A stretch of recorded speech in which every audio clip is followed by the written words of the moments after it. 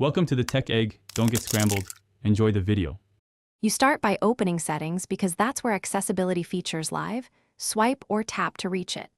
Once inside, scroll to Accessibility. This groups VoiceOver with other assistive options.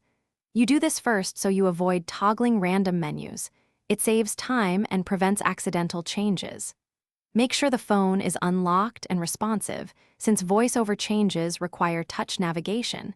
If you use VoiceOver gestures, be prepared to adjust how you tap and swipe while following these steps. Now tap VoiceOver under the Vision heading. This opens the detailed controls where the toggle lives.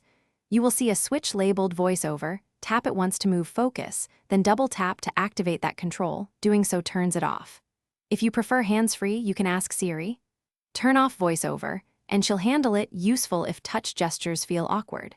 Make sure the switch shows off. Otherwise, repeat the double tap until the screen confirms the change.